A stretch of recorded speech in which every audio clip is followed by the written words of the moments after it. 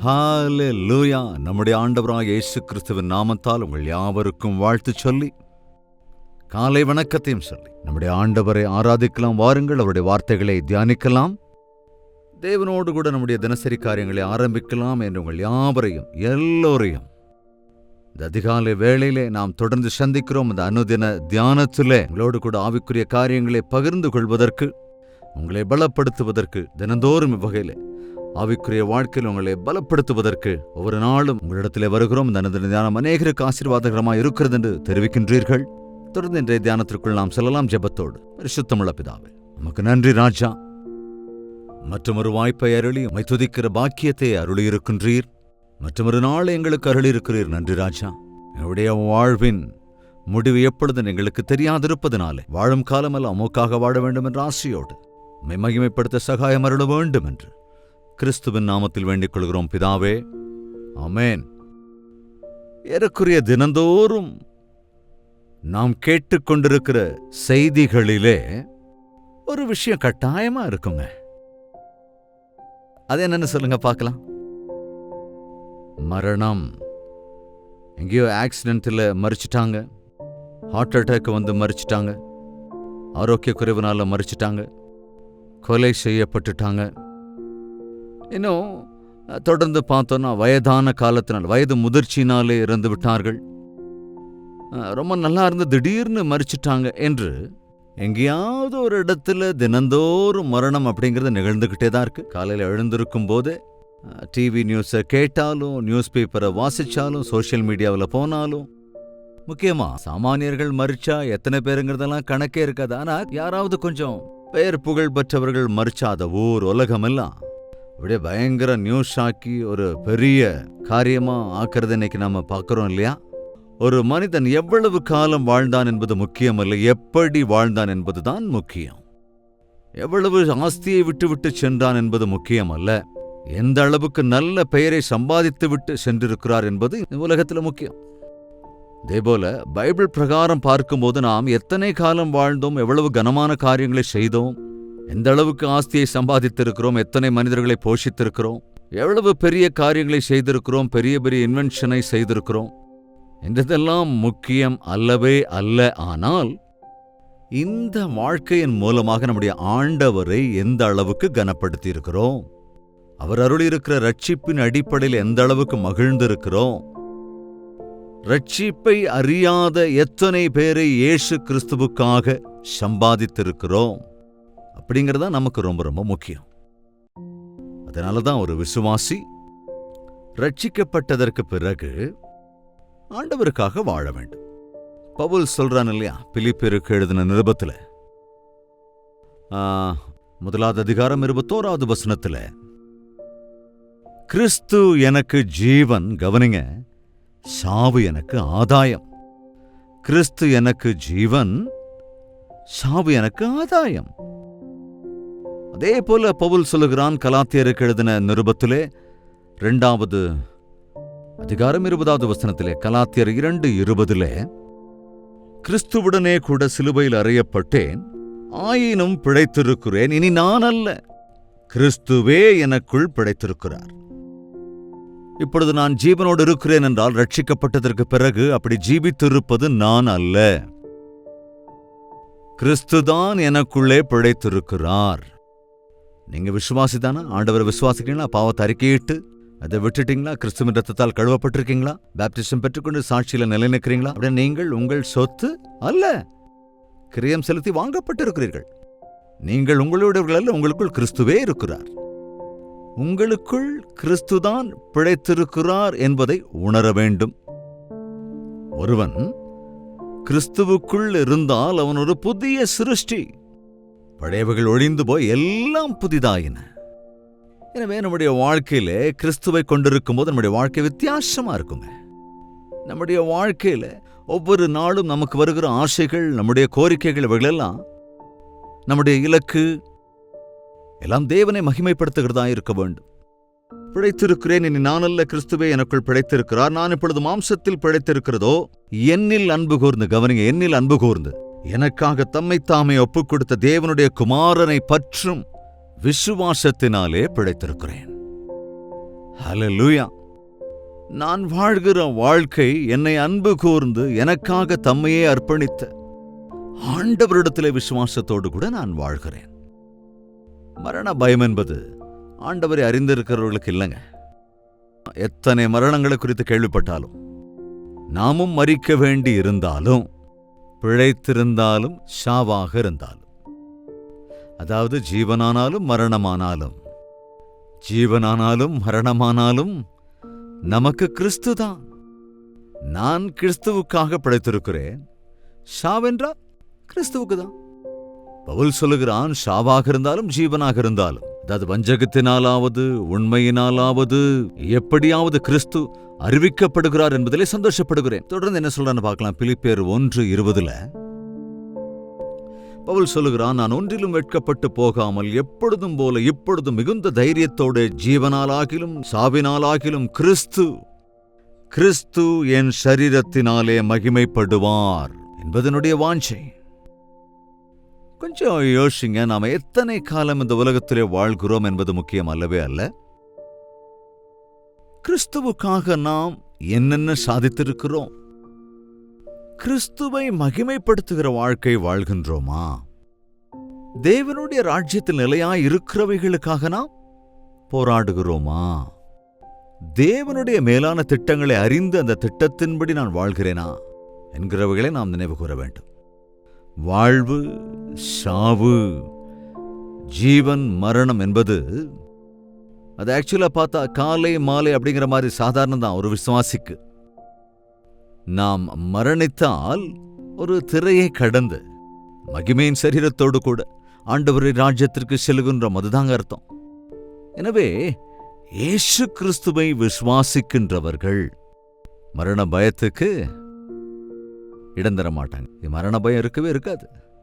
வாழ்நாள் எல்லாம் மரண பயத்துக்கு அடிமையா இருக்கிறவர்களை விடுவிப்பதற்கு இயேசு கிறிஸ்துவின் இரத்தத்திலே மாம்சத்திலே பங்கு பெற்று மரணத்துக்குரியவனாக இருக்கிற பிசாசானவனை அதே மரணத்தின் மூலமாக ஜெயித்து அந்த கிறிஸ்துவினாலே நமக்கு ஜீவன் இருக்கிறது, நித்திய ஜீவன் இருக்கிறது.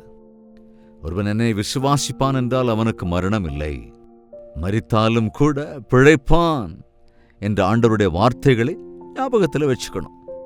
அதாவது நான் சொல்ல வந்தது என்னன்னா, இன்னைக்கு விடிஞ்சிருச்சு இல்லையா, இப்போ என்ன நைட் ஆகிற வரைக்கும் நம்ம பிழைக்கணும். அதுவும் கூட இன்னைக்கு கேரண்டி இல்லை, அப்படித்தானே? எப்போ யாரு எப்படி மரிப்பாங்க, என்ன நடக்கும் அப்படிங்கிறதெல்லாம் நமக்கு தெரியாது. ஆனால் நம்முடைய ஆண்டவருக்கு எல்லாம் தெரியும். நாம எந்த நேரத்திலையும் எதற்கும் தயாரா இருக்கணும். ஆண்டவருடைய வருகை இருந்தாலும் அல்லது நாம் மரித்து விட்டாலும் நம்முடைய இருதயம் தேவனுக்கு முன்பாக சரியாக இருக்கும்போது, நாம் தேவனுடைய பணிக்குள் இருக்கும்போது, தேவனுடைய மேலான திட்டங்களை நிறைவேற்றுகிற போது நாம் கலங்க வேண்டிய, பயப்பட வேண்டிய அவசியமே இருக்காதுங்க. ஆனால் இந்நாட்களை நிறைய பேர் எதுக்காக வாழ்றாங்கன்னு ஒரு அர்த்தமில்லாத வாழ்க்கை தான் வாழ்றாங்க. சாரி, இப்படி நான் உங்களை கேட்கறதுக்கு என்ன மன்னிச்சிருங்க. ஆக்சுவலா நீங்க எதுக்காக வாழ்றீங்க? சில பேர் வயசானவங்க சொல்லுவாங்க, அம்மம்மா உனக்காகத்தாமா நான் வாழ்ந்துகிட்டு இருக்கேன். நீங்க உங்க மகளுக்காகத்தான் வாழ்றீங்களா? உங்க பிள்ளைகளுக்காகத்தான் நீங்க வாழ்றீங்களா? அல்லது உங்க மனைவிக்காகத்தான் நீங்க வாழ்றீங்களா? அல்லது கணவருக்காகத்தான் வாழ்றீங்களா? அல்லது பணம் சம்பாதிக்கிறதுக்காகத்தான் வாழ்றீங்களா? அல்லது சில பகையை தீர்த்துக்கணுங்கிறதுக்காக எழுதி வச்சுக்கோ நீ என்னாக போறாங்கிறத பார் ஒரு கை பார்க்கறேன்னு வாழ்றீங்களா? அதாவது ஏதோ பகை தீர்த்துக்கிறதுக்காகவே வாழ்ற மாதிரி நமக்கு தோணும் சில நேரங்கள்ல. வாழ்க்கைக்கு ஒரு இலக்கு இருக்கணுங்க, கோல் இருக்கணும். இன்றைய தினம் நான் எதற்காக வாழ்கிறேன்? என் வாழ்க்கை ஏதாவது விதத்தில் தேவனை மகிமைப்படுத்துகிறதாக இருக்கிறதா? பிறருக்கு ஏதாவது நன்மை பயக்கிறதா? இந்த 2 கேள்வியை கேட்டு பார்த்துக்கோங்க. பிறருக்கு தீங்கிழைக்கும் வண்ணம், பிறரை பாடுபடுத்துகிற வண்ணம், அடுத்தவர்களுக்கு பாரமாக இருக்கிற வாழ்க்கை என்றால் அதை போன்ற ஒரு கேவலமான வாழ்க்கை இல்லைங்க. சிலர் வாழ்க்கையில எப்பவுமே கூட they are depend on others. யாராவது ஒருத்தர் மேல அந்த பாராசூட் மாதிரி இன்னொருத்தர் தான் சார்ந்துதான் வாழ்ந்துகிட்டு இருப்பாங்க. எவ்வளவு வயசானாலும், எந்த ஸ்தானத்துக்கு உயர்ந்திருந்தாலும், 10 பேருக்கு பிரயோஜனமான வாழ்க்கை வாழலாம், அட்லீஸ்ட் என்னுடைய வீட்டாருக்காவது ஆசீர்வாதகரமா வாழலாம் என்ற யோசனையே இல்லாமல் இருப்பது ரொம்ப கவலைக்குரிய விஷயங்க. இந்த அனுதின தியானத்தை கேட்கிறவங்களில் யாராவது அடுத்தவங்களுக்கு பாரமான ஒரு வாழ்க்கை வாழ்ந்துகிட்டு இருக்கீங்களா? எனக்கு வேலை இல்லைங்க, என்ன செய்ய சொல்றீங்க? அதனால தான் அப்பா அம்மா சார்ந்து இன்னைக்கு வாழ்ந்துகிட்டு இருக்கேன் அப்படின்னு கையை கட்டிக்கிட்டே உட்காந்துருந்தா சரியா போயிடுமா? என்ன செய்ய சொல்றீங்க? மனைவி தான் வேலை செய்யறாள்ல. எனக்கு வேலை கிடைக்கல, அதனால மனைவி சம்பாத்தியத்தில் வாழ்ந்துகிட்டு இருக்கேன் அப்படின்னு சொல்றவங்களா இருக்கீங்களா? அதாவது கவனிங்க, நாம் உண்மையாக தேவனை நம்பியிருப்போம் என்றால் நாம 10 பேருக்கு வேலை கொடுக்கிற மாதிரி ஆண்டவர் நம்மை உயர்த்துவார். அவன் செய்வதெல்லாம் வாய்க்கும் என்று சொல்லுகிற போது நீ யாருக்கிட்டயோ யாருக்காகவோ வேலை செய்ய வேண்டிய அவசியம் என்ன? நீ ஆண்டவருடைய ராஜ்யத்திலே ஆண்டவருடைய ராஜ்யத்தின் வாரிசாக இருக்கிறாய் அல்லவா? அவர் அதிகாரியாய் இருக்கிறார். அவருடைய கரங்களுக்குள்ளாக நாம் இருக்கிற போது நாம் ஆசீர்வதிக்கப்படுவோம். எத்தனையோ பேரோட ஸ்டோரிஸ் அப்பப்ப நாம கேட்டிருப்போம். எதுவுமே இல்லாத நிலைமையிலிருந்து ஒரு உன்னதமான ஸ்தானத்திற்கு அவர்கள் கஷ்டப்பட்டு அந்த சின்ன வேலையில நம்பிக்கைக்குரியவர்களா இருந்து தினம் தினம் வளர்ச்சி அடைவது என்பது. ஆனா இன்னைக்கு நிறைய பேர் சோம்பேறித்தனத்தோடு இருக்கிறது, அலட்சியமா இருக்கிறது, லைஃபோட வேல்யூவே தெரியாம வாழ்றது ரொம்ப கவலைக்குரிய விஷயங்க. ஒரே ஒரு வாழ்க்கை தாங்க நமக்கு தரப்பட்டிருக்கு. நாம நினைக்கிற மாதிரி அநேக ஜென்மங்கள் இல்லைங்க. ஒரே முறை மனிதர்களாய் பிறந்தோம், மனிதர்களாகவே இறந்து போவோம், அதற்கு பிறகு நியாய தீர்ப்பு உண்டு. இன்னைக்கு நிறைய பேருக்கு அது தெரியறது இல்லைங்க. இந்த வாழ்க்கை என்பது 70 வயது, கொஞ்சம் அதிக பலம் இருந்தா 80 வயசு. அதுவும் யார் 100க்கோ லட்சத்துக்கோ ஒரு ஆளு 90, 100, 110, 120 வயசு வரைக்கும் இருக்காங்கன்னு அப்பப்போ நாம கேள்விப்படுறோம். பட் எத்தனை காலம் வாழ்ந்தாலும் இந்த உலகம் நமக்கானது அல்ல என்ற விஷயம் எல்லாருக்கும் தெரிஞ்சதுதான். ஒரு மயானத்திற்கு செல்லுகிற போது, இங்கே சவங்கள் எரிக்கப்படுகிற போது அல்லது அடக்கம் பண்ணப்படுகிற போது, இந்த மரித்தவருடைய வீட்டில் எல்லோரும் அழுது கொண்டு இருக்கிற போது அந்த இடத்துல நிற்கிற நிறைய பேருக்கு ஒரு வைராக்கியம் வந்துருமா. என்ன வைராக்கியம்? சுடுகாட்டு வைராக்கியம். இவ்வளோதாங்க வாழ்க்கை. பாவம் எவ்வளவோ கஷ்டப்பட்டு கடைசியில் அவர் ஒன்றும் எடுத்துட்டு போகலையே. அப்படி அந்த மரிச்சு போன மனுஷருக்கு பற்றி ரொம்ப பரிதாபப்பட்டு உங்களுக்கும் கூட ஒரு விதமான விரக்தி அல்லது ஒரு விதமான அந்த உலகத்தின் மீது ஒரு அருவருப்பு, ஒரு வெறுப்பு உண்டாகிறதில்ல. ஆனால் கொஞ்சம் அந்த இடத்த விட்டு வெளியே வந்த உடனே அல்லது இன்னொரு 2-3 நாள் அப்படி கடந்த உடனே அந்த விஷயத்தை அப்படியே மறந்து போயிடுவோம். இந்த உலகம் தான் சமஸ்தமும் நினைச்சு, இந்த உலகத்தின் சுகஜீவியம் தான் முக்கியம்னு, இந்த உலகத்தில் ஏதோ நீடி ஆயுளோட நான் இருந்துருவேன், என்னுடைய எதிர்காலத்துக்காக நான் எல்லாத்தையும் ஆயத்தப்படுத்தி வச்சுக்கிட்டு இருக்கேங்கிற நினைப்பில் நீங்க இருக்கீங்களோ நம்ம தெரியாது. ஆனால் என் வாழ்க்கை இயேசுவின் கரங்களில் இருக்கிறது. எத்தனை காலம் அவர் உயிர் கொடுத்தால் அத்தனை காலம் உயிரோடு இருப்பேன். அவருக்காக உயிர் வாழ்வேன், பாவத்துக்காக அல்ல, சுயநலத்தோடும் அல்ல, அடுத்தவருக்கு வேதனை உண்டாக்கும் வகையில் அல்ல, பாடுபடுத்துகிற வகையில் அல்ல, பாரமாக அல்ல, அடுத்தவர்களுக்கு நன்மை செய்கிற விதத்துல, பிறருக்காக ஜெபிக்கிற விதத்துல, ஆத்துமாக்களை ஆதாயப்படுத்துகிற விதத்துல, ஆண்டவரை மகிமைப்படுத்துகிற விதத்துல, ஆண்டவர் எனக்குள்ளே இருக்கிறார் என்பதை உணர்ந்து அவர் வாழ்ந்ததைப் போல வாழ்ந்து இந்த உலகத்திற்கு அவருடைய அன்பை பறைசாற்றுவேன் என்று நாம் எல்லோருமே ஒரு தீர்மானம் எடுக்கணும். நீங்க சகோதரர்களா இருந்தாலும் சகோதரிகளா இருந்தாலும், நீங்க பெரியவங்களா இருந்தாலும் வயதானவர்களா இருந்தாலும், இன்னும் முக்கியமா வாலிபர்களா இருந்தாலும், இந்த வாலிப காலத்தில் உங்க வாழ்க்கை ஆண்டவருக்காக அர்ப்பணிங்க. அதுதான் பெரிய அதிர்ஷ்டம், பெரிய ஆனந்தம், பெரிய அதிக அபிவிருத்தி உங்கள் வாழ்க்கையிலே காண்பீர்கள். இன்னும் பிரயோஜனமான வாழ்க்கையை நீங்கள் வாழ்வீர்கள். அதை உங்களால் கவனிக்க முடியும். என்னை பொறுத்த மட்டில் கிறிஸ்து எனக்கு ஜீவன், சாவு எனக்கு ஆதாயம். ஐ கெயின். அது எனக்கு எவ்வளவோ பிரயோஜனம். ஏனென்றால் இந்த உலக சிரமங்களிலிருந்து எனக்கு விடுதலை கிடைக்கிறது, இந்த உலகத்தின் சோதனைகளிலிருந்து எனக்கு விடுதலை கிடைக்கிறது. கண்ணீரற்ற, துக்கமற்ற, பசியற்ற, தாகமற்ற, மரணமற்ற, வியாதியற்ற, வயது முதிர்வற்ற, குறைவற்ற, குறைகளற்ற அவருடைய ராஜ்யத்திலே வாழ்கின்ற அந்த பாக்கியம் எனக்கு கிடைக்கும். அங்கே போக வேண்டும் என்ற ஆசை எனக்கு உண்டு. பவுல் சொல்லுகிறான், அங்கே போக வேண்டும் என்ற ஆசை எனக்கு உண்டு. 22ஆம் வசனம், பிலிப்பியர் 1வது அதிகாரம் 21 மற்றும் 22.